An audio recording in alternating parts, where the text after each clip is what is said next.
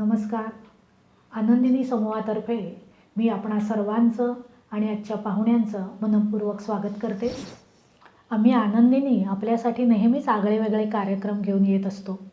याआधी स्वरगंध, श्रावणधून, गेय कविता असे कार्यक्रम आम्ही आपल्यासाठी आणले आणि आपण त्याला भरभरून प्रतिसादही दिला. आज असाच एक वेगळा कार्यक्रम आम्ही घेऊन आलो आहोत, ज्याचं शीर्षक आहे संवादाच्या कविता. कविता आपल्याशी नेहमीच बोलत असते. कधी ती गेय असते, कधी वृत्तबद्ध असते. तर आज ज्या आम्ही कविता आपल्यासमोर सादर करणार आहोत त्या आहेत संवादाच्या कविता. आणि या कविता आमच्याबरोबर सादर करण्यासाठी आज आमच्यासोबत उपस्थित आहेत कवयित्री, अभिनेत्री भाग्यश्री देसाई, कवी माधव हुंडेकर आणि कवी संकेत म्हात्रे. यांच्याबरोबर आपण आज या संवादाच्या कविता ऐकणारच आहोत. तर सुरुवात करूया आजच्या कार्यक्रमाच्या अध्यक्ष, अभिनेत्री आणि कवयित्री भाग्यश्री देसाई यांच्या कवितांपासून. तत्पूर्वी मी त्यांची थोडक्यात ओळख करून देते. रसिकमोहिनी ही निर्मिती संस्था त्या चालवतात. अनेकानेक नाटकांमधून आपण त्यांना पाहिलेलंच आहे. ब्लाइंड गेम, लेकुरे उदंड झाली, संगीत संशय कल्लोळ अशा नाटकांमधून त्या आपल्या भेटीला आलेल्या आहेत. याशिवाय सिरियल्स, चित्रपट या अनेक माध्यमातूनही त्या काम करतात. आज आपल्यासमोर त्या कवयित्री म्हणून आलेल्या आहेत. आषाढ हा त्यांचा काव्यसंग्रह प्रसिद्ध आहे आणि त्याला अनेक पुरस्कारही मिळालेले आहेत. तर ऐकूया अभिनेत्री, कवयित्री भाग्यश्री देसाई यांना. नमस्कार. आनंदिनी या समूहातर्फे आज संवाद कविता हा ऑनलाईन कार्यक्रम आयोजित केला आहे आणि त्याकरता त्यांनी मला प्रमुख पाहुणे ह्या नात्याने आमंत्रित केलं. त्याबद्दल मी त्यांची अत्यंत आभारी आहे. वैशालीताई मोहिते, चंचलाताई काळे, सुनीतीताई हिमये, कविताताई क्षीरसागर ह्या अत्यंत सर्जनशील आणि प्रसिद्ध कवयित्रीने एकत्र येऊन 2016 मध्ये आनंदिनी या समूहाची स्थापना केली. त्या अंतर्गत आतापर्यंत त्यांनी बरेच उपक्रमही राबवलेले आहेत. मग ते श्रावणधून असेल, गेय कवितांचा कार्यक्रम असेल, प्रकाश पर्वसारखी कवितांचा कार्यक्रम असेल. खूप छान पद्धतीने त्यांनी त्याचं सादरीकरण केलं आणि गेल्या 4 वर्षांमध्ये त्यांनी बरेचसे उपक्रमही असे राबवलेले आहेत. आताच्या काळामध्ये जिथे आपण आता लॉकडाऊनच्या काळामध्ये भेटू शकत नाहीये किंवा सार्वजनिक ठिकाणी आपण कार्यक्रम करू शकत नाही, अशा वेळेला सुद्धा त्यांनी धाडस करून हा ऑनलाईन कार्यक्रम करतायत आणि त्याकरता मी त्यांची खरोखर मनापासून अभिनंदन करते आणि त्यांच्या पुढील सर्व वाटचाली करता त्यांना खूप खूप शुभेच्छा देते. धन्यवाद. नमस्कार. आनंदिनी समूहातर्फे संवाद कविता या उपक्रमामध्ये मला माझी कविता सादर करण्याची संधी दिली त्याबद्दल आनंदिनी समूहाचे मी मनापासून आभार मानते. माझ्या आषाढ ह्या काव्यसंग्रहातली मी कविता आता सादर करते. कवितेचं नाव आहे अजून आठवतंय मला. अजून आठवतंय मला ते गाव, तो रस्ता, ते दुकान, त्या समोरचं तुझं घर आणि ते चाफ्याचं झाड. मी त्या झाडाजवळ दिवस रात्र उभी राही. मी त्या झाडाजवळ दिवस रात्र उभी राही. तू घराबाहेर पडण्याची वाट पाहत राही. तू येताना दिसलास की देहभान हरपून जाई. तू येताना दिसलास की देहभान हरपून जाई, पण तुला दिसू नये म्हणून हळूच झाडामागे लपून राही. असे कित्येक तास, दिवस, महिने माहित नाही कसे गेले. असे कित्येक तास, दिवस, महिने माहित नाही कसे गेले. तुझ्या भेटीची आस मनात ठेवत ते झाड आणि मी जणू अद्वैतच झाले. एक दिवस नाईलाजानी ते गाव सोडून शहरात आले. एक दिवस नाईलाजानी ते गाव सोडून शहरात आले. तुझ्या स्मृती पुसून टाकण्याचे कष्ट वाहत राहिले. तुझ्या आठवणींचा ओघ थांबवण्याचा प्रयास करत राहिले. कोणाच्याही लक्षात न येता अश्रूंना मनसोक्त वाट देत राहिले. खूप खूप वर्षांनी पुन्हा गावात येण्याची संधी मिळाली. खूप वर्षांनी पुन्हा गावात येण्याची संधी मिळाली. मनात भावनांची गर्दी उसळली. तेच गाव, तोच रस्ता, तेच दुकान, त्या समोरचं तुझं तेच घर आणि तेच चाफ्याचं झाड. चाफा फुलला होता. आपल्या सुगंधाने माझी आशा जागवत होता. नेहमीसारखे झाडाजवळ गेले. वेड्यासारखी तुझ्या घराकडे पाहत राहिले. माहित होता आता तू येणार नाहीस. आठवणींच्या काहुरात मावणार नाहीस. तरीही सवयीनी झाडामागे हळूच लपले. मनाच्या गवाक्षातून तुला पाहत राहिले. शेवटी न राहून चाफ्याला विचारलंच. मी गेल्यावर एकदा तरी त्यांनी तुझ्याकडे माझी चौकशी केली.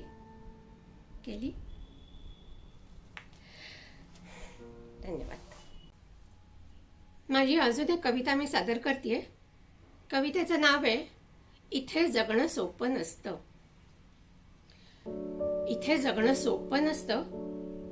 कारण इथे काहीच फुकट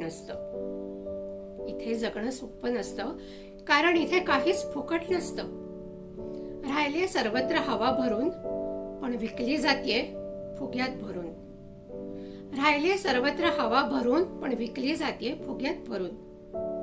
राहिले चहूकडे पाणी भरून, तरीही विकलं जातंय बाटलीत भरून. इथे खरं विकलं जातं, इथे खोटंही विकलं जातं. स्त्रीचं शील विकलं जातं आणि निरागस मूलही विकलं जातं. जगायचंच असेल तर फुलासारखं जगू नका.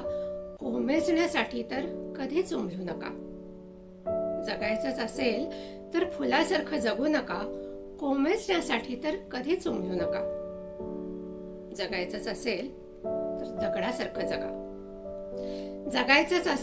दगडासारखं जगा. कारण ज्या दिवशी तासले जाल देवत्वाला पोचाल. धन्यवाद. नमस्कार. यानंतर आपल्यासोबत संवादाच्या कविता सादर करायला येत आहेत कवी माधव हुंडेकर. गेली 25 वर्ष काव्यक्षेत्रात त्यांनी भरपूर काम केलेलं आहे. दायभाग हा त्यांचा कविता संग्रह प्रसिद्ध आहे आणि त्याला सुहासिनी इर्लेकर पुरस्कारही प्राप्त आहे.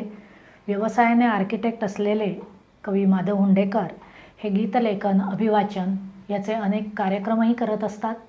तर ऐकूया कवी माधव हुंडेकर यांना. नमस्कार. मी माधव हुंडेकर. आनंदिनी समूहातर्फे आयोजित संवादांच्या कविता या डिजिटल कार्यक्रमामध्ये मला सहभागी करून घेतल्याबद्दल आनंदिनी समूहाच्या वैशाली मोहिते आणि कविता कुलकर्णी यांचा मी मनापासून आभारी आहे. आपल्या अनेक वैविध्यपूर्ण कार्यक्रमांनी अल्पावधीतच आनंदिनी समूहानी समाज माध्यमांमध्ये स्वतःचं एक वेगळं स्थान निर्माण केलंय. त्यांच्या या आणि अशा भावी अनेक वैविध्यपूर्ण उपक्रमांना मनापासून शुभेच्छा देतो. यानंतरची दुसरी जी कविता आहे ती 3 लोकांमधला संवाद आहे. ते 3 लोक आहेत धर्म, संस्कृती आणि इतिहास. ते तिघं कसे एकमेकांशी बोलतात बघा. धर्म म्हणाला ते अज आहेत. अज एकदाच जन्माला येणारे. धर्म म्हणाला ते अज आहेत आणि आपण द्विज आहोत, दोनदा जन्माला आलेले. तेव्हा सुस्कारा सोडून इतिहास म्हणाला, पण हे संस्कृतीला मान्य नाही. धर्मानं सांगितलं ते शूद्र आहेत. धर्मानं सांगितलं ते शूद्र आहेत, तेव्हा इतिहास पुटपुटला. म्हणजे खरं तर फक्त त्यावेळच्या युद्धात हारलेले. धर्म म्हणाला हे पवित्र ज्ञान आहे. धर्म म्हणाला हे पवित्र ज्ञान आहे आणि ते फक्त माझ्या धर्मग्रंथांमध्ये सामावलेलं आहे. ते प्रत्येकाला साध्य नाही, विशेष करून शूद्रांना, तसंच बुद्धी प्रामाण्यवाद्यांना देखील. तेव्हा संस्कृतीने इतिहासाच्या खांद्यावर डोकं टेकलं आणि म्हणाली, या धर्माचं नेहमी असंच होत आलेलं आहे. या धर्माचं नेहमी असंच होत आलेलं आहे. याचे प्रत्येक युगातले अनुयायी त्यांच्या मनाला येईल तो रंग याला फासतात आणि मग त्या युगाचा अंत होईपर्यंत हा त्याच रंगाचा लेप अंगावर माखून मिरवतो. अशा अनेक विविध रंगलेपांचं याच्या अंगावर युगानुयुगे लेपन झाल्यामुळे आता यालाच आपला खरा रंग कुठला ते कळत नाही. आणि मग ज्या त्या युगातल्या अनुयायांचं मन राखण्यासाठी हा ती रोगणं थापून घेत बसतो अंगावर. अरे तुला जन्म दिला मी तेव्हा वाटलं होतं माझं प्रवाही पण थोडं तरी उतरेल तुझ्यात.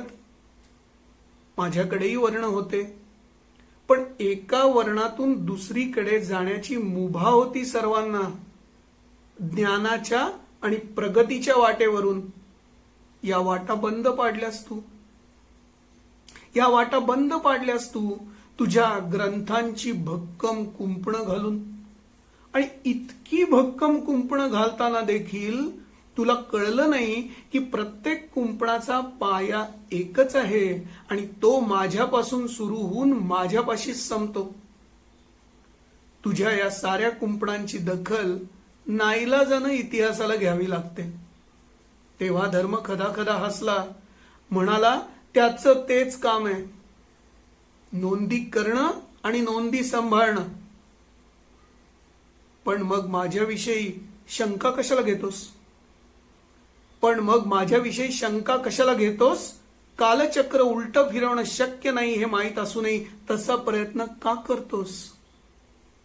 संस्कृती म्हणाली, जाऊ दे रे, हा त्याच्या या युगाच्या अनुयायांनी निवडलेला रंग आहे. या युगभर मागतील, मिरवतील आणि युगांतरानंतर नाहीसे होतील रंगांसह. उद्वेगानं इतिहास म्हणाला, पण त्यांना वाटतंय की तेच इतिहास घडवतायत. संस्कृती म्हणाली, पुतळे घडवणं आणि इतिहास घडवणं यात हाच तर फरक आहे.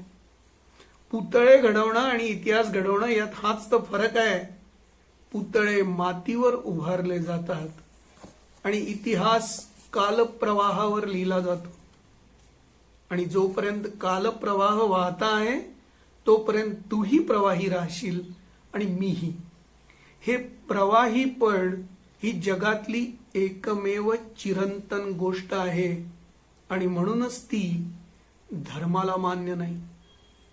कालप्रवाहाशी आणि संस्कृती प्रवाहाशी जमवून घेणं त्याला कधी जमलं नाही आणि जमणारही नाही.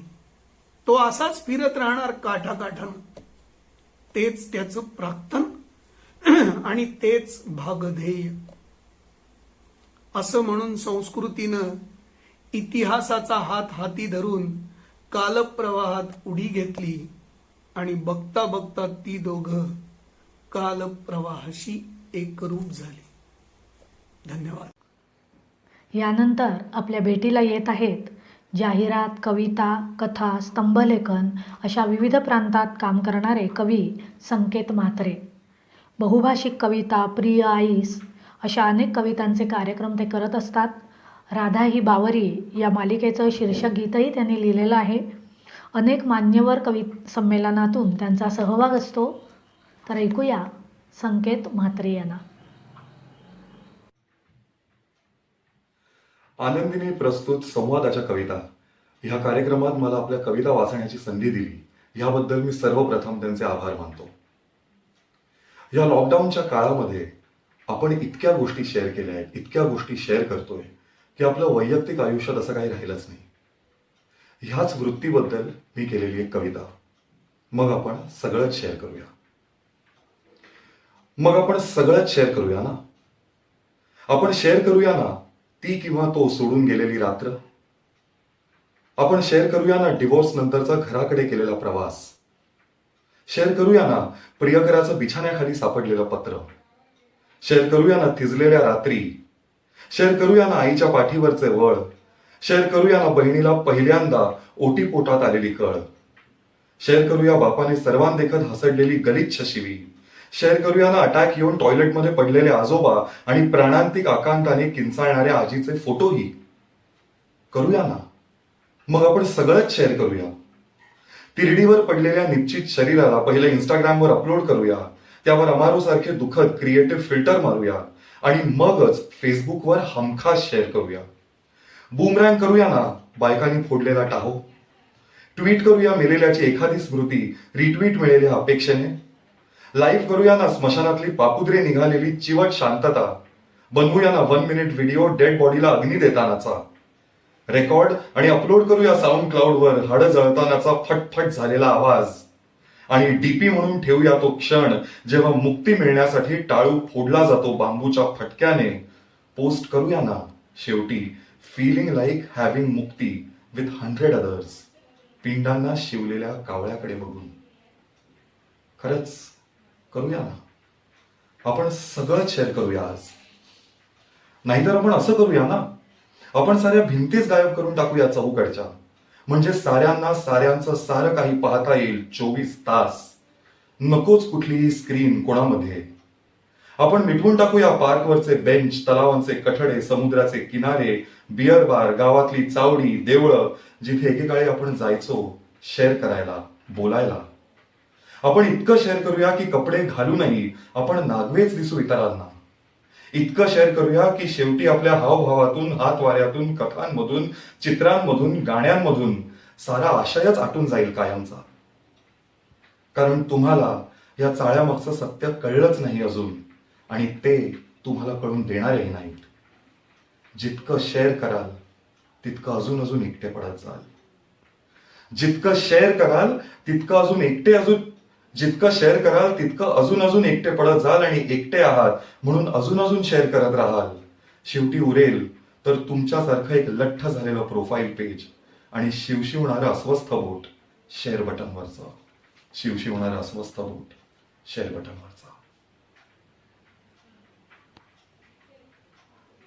संकेत म्हात्रेंच्या या कवितेनंतर आता आम्ही आनंदीनी आपल्याशी कवितेमधून संवाद साधणार आहोत.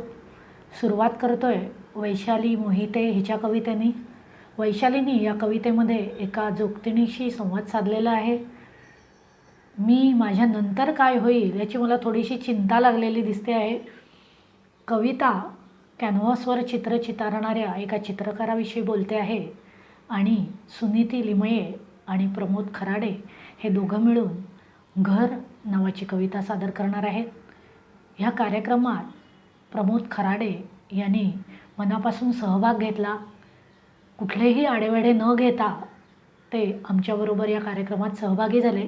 त्याबद्दल मी त्यांचेही आभार मानते आणि सुरू करतोय आम्ही आनंदिनींच्या कविता. सुरुवातीला वैशाली मोहिते. नमस्कार, मी वैशाली मोहिते. आमच्या आनंदिनी समूहाच्या कार्यक्रमासाठी मी सादर करते आहे माझी कविता जोगवा. ही जोगवा कविता ही घटना आहे ती माझ्या घरात घडलेली आहे आणि ह्या घटनेचा त्रास मला आजही होतो आहे. जोगवा. चौथ्या माळेलाच न चुकता जोगव्यासाठी आली. चौथ्या माळेलाच न चुकता जोगव्यासाठी आली. नेहमीसारखीच हक्काने जोगवा द्या म्हणाली. नेहमीसारखीच हक्काने जोगवा द्या म्हणाली. आली बसली घरात ताई जोगवा वाडा म्हणत. आली बसली घरात ताई जोगवा वाडा म्हणत. 9-10 वर्षाची चिमुकली होती तिच्या सोबत. 9-10 वर्षाची चिमुकली होती तिच्या सोबत. मांडली तिने परडी केला उदो उदो आईचा. मांडली तिने परडी केला उदो उदो आईचा. सुरू झाली टकळी तिची घोटा बरोबर चहाच्या. सुरू झाली टकळी तिची घोटा बरोबर चहाच्या. आज आणली ताई माझी नात मी जोगव्याला. आज आणली ताई माझी नात मी जोगव्याला. हीच येईन हिथून पुढं तुमच्याकडं नवरात्राला. हीच येईन हिथून पुढं तुमच्याकडं नवरात्राला. हीच नेणार पुढं शेवा माझ्या आईची. हीच नेणार पुढं शेवा माझ्या आईची. या एरियातली माझी घरं आता आहेत तिची. या एरियातली माझी घरं आता आहेत तिची. जवळ घेतलं रडवेल्या त्रासलेल्या लेकराला. जवळ घेतलं रडवेल्या त्रासलेल्या लेकराला. विचारलं आजी पाठवते ना ग शाळेला. विचारलं आजी पाठवते ना ग शाळेला. नवरात्री मंगळवार शुक्रवाराने पुनवला. नवरात्री मंगळवार शुक्रवाराने पुनवला. कंदीमंदी वारं आलं सुट्टी असती साळाला. कंदीमंदी वारं आलं सुट्टी असती साळाला. कुठून कुठून माणसं येतेत माय सकून बघाया. कुठून कुठून माणसं येतेत माय सकून बघाया. मग म्या काय साळत बिळत नसते धाडीत बया. मग म्या काय साळत बिळत नसते धाडीत बया. खेळती अशी आई मोर नजर जरा ठरत नाही. खेळती अशी आई मोर नजर जरा ठरत नाही. आत्ता सांगते कोजागरीला याच तुम्ही ताई. ऐकून तना मनावर सरकन शहारा आला. ऐकून तना मनावर सरकन शहारा आला. म्हटलं आजपासून तुझा जोगवा बंदच की ग झाला. म्हटलं आजपासून तुझा जोगवा बंदच की ग झाला. नंतर बराच वेळ वाद घालत बसली होती. नंतर बराच वेळ वाद घालत बसली होती. नातीला नाहीच शिकवणार हटूनच बसली होती. एक मोठं चॉकलेट सफरचंद नि चिवड्याची वाटी. एक मोठं चॉकलेट सफरचंद नि चिवड्याची वाटी. गोष्टी चित्राचं पुस्तक दिलं पिठा मिठाच्या ताटी. चुरगळलेली ती हिरमुसलेली ती घामेजलेली ती त्रासलेली ती. चुरगळलेली ती हिरमुसलेली ती घामेजलेली ती त्रासलेली ती. पुस्तक पाहताच हरखून गेली. तुमच्याकडं हायत आणखी पुस्तकं हसून बोलली. तुमच्याकडं हायत आणखी पुस्तकं हसून बोलली. ओलांडला तिने उमरा तिच्या आजीने. ओलांडला तिने उमरा बडबडत काही बाही. ओलांडला तिने उमरा बडबडत काही बाही. तिने फरफटत नेले तिच्या बरोबर तिच्या नातीलाही. या धांदलीत चॉकलेट सुटलं सफरचंद पडलं. या धांदलीत चॉकलेट सुटलं सफरचंद पडलं. पण गोष्टी चित्राचं पुस्तक तिने किती घट्ट होतं कवटाळलेलं. पण गोष्टी चित्राचं पुस्तक तिने किती घट्ट होतं कवटाळलेलं. मनात नाही सल कसला परडी माघारी गेली. मनात नाही सल कसला परडी माघारी गेली. एक समाधान इतकंच की शब्दांनी परडी भरली. एक समाधान इतकंच की शब्दांनी परडी भरली. धन्यवाद. आनंदिनीच्या संवादाच्या कविता या कार्यक्रमासाठी मी माझी एक कविता सादर करत आहे. कवितेचं शीर्षक आहे मोल. कॅनव्हासवर फारच छान रेखाटलेस या गरीब मुलीचं चित्र. तिचं ते दीनवाणं हसू, विस्कटलेले केस, डोळ्यातून टपकणारी लाचारी, सार काही सुंदर. आणि यथोचित ठिकाणी फाटलेली तिची वस्त्रही फारच छान रंगवली आहेस तू. त्या चित्राचं मोल वाढावं म्हणून यथोचित ठिकाणी फाटलेली तिची वस्त्र ही फारच छान रंगवली आहेस तू. पण एक सांगू, तरीही त्या चित्रातला भावनांचा भक्क कोरडेपणा अजिबात लपत नाहीये रे. त्या चित्रातला भावनांचा भक्क कोरडेपणा अजिबात लपत नाहीये रे. त्याच चित्रात जर मिसळले असते तुझे 2 अश्रूही, त्याच चित्रात जर मिसळले गेले असते तुझे 2 अश्रूही, तर खरंच ते चित्र अनमोल झालं असतं. केवळ रसिकांच्याच दृष्टीने नव्हे, तर तुझ्या दृष्टीनेही. धन्यवाद. नमस्कार. आमच्या आनंदिनीच्या कार्यक्रमात मी आज सादर करते आहे माझी एक रचना. शीर्षक आहे माझ्यानंतर. माझ्यानंतर माझ्या कवितांचं काय होईल? माझ्यानंतर माझ्या कवितांचं काय होईल? ज्या काही मोठ्या झाल्या त्या आहेत सुरक्षित पुस्तकात. ज्या काही मोठ्या झाल्या त्या आहेत सुरक्षित पुस्तकात. जवळ करतील त्यांना नक्कीच माझे जवळचे. मिरवतीलही माझ्या नावासकट. पण अलीकडच्या कविता लहान आहेत अजून. गरज आहे त्यांना माझ्या आधाराची. माझ्यानंतर अगदीच अनाथ होतील त्या. पडून राहतील निमूट. कुणीतरी जवळचं दुखणं अंगावर काढत राहावं तसं म्हणेल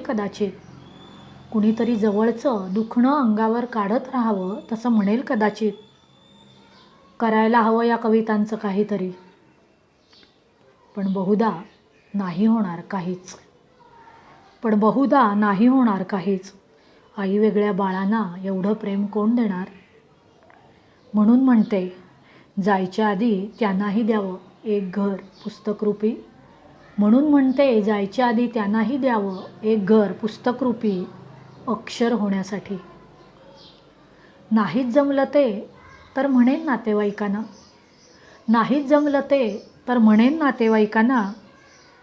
द्या त्यांना निरोप माझ्यासोबतच. नंतर परवड होण्यापेक्षा.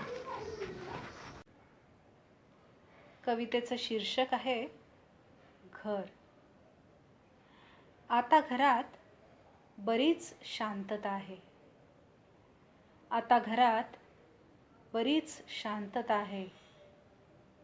2 यंत्र आपापली कामं उरकत आहेत. पुढचा कितीतरी वेळ फक्त नळ सोडल्याचे, बंद केल्याचे आवाज, मधून फोनची रिंग, फोडणीची तडतड, कुकरची शिट्टी. 2 यंत्र आपापली कामं उरकत आहेत. एका यंत्राचा आवाज, माझं पेन पाहिलं का कुठे? नाही, असेल कुठेतरी, बघ. नंतर बराच वेळ शांतता. मी गेलो. ठीक. रात्री जेवायला? नाही, बाहेर ऑफिसची पार्टी. बर. आता बाकीचे आवाजही थांबलेत. घर काळी कभिन्न शांतता पांघरून बसलेलं. थोड्या वेळानं दार ओढून घेतल्याचा फक्त आवाज. पुन्हा शांतता. घर मुकाट आपल्याच आवाजानं दचकतं. कोपऱ्यात बसतं घर. रसिक हो, आजच्या या कवितेबरोबरच आजचा कार्यक्रम संपतो आहे. आज या कार्यक्रमात आम्ही आपल्यासोबत कवितांमधून संवाद साधायचा प्रयत्न केला. तुम्हाला तो कसा वाटला हे आम्हाला नक्की कळवा. आज या कार्यक्रमाला आमचा उत्साह वाढवायला नेहमीप्रमाणे तुम्ही हजर होतात आणि आमच्यासोबत आज 3 मान्यवर कवीही उपस्थित होते. कवयित्री भाग्यश्री देसाई, कवी माधव हुंडेकर आणि कवी संकेत म्हात्रे यांचे मी मनापासून आभार मानते. तसंच आपलेसुद्धा मनापासून आभार. असाच एक आगळावेगळा आणि छान कार्यक्रम घेऊन लवकरच आम्ही आपल्या भेटीला येत आहोत. तोपर्यंत नमस्कार.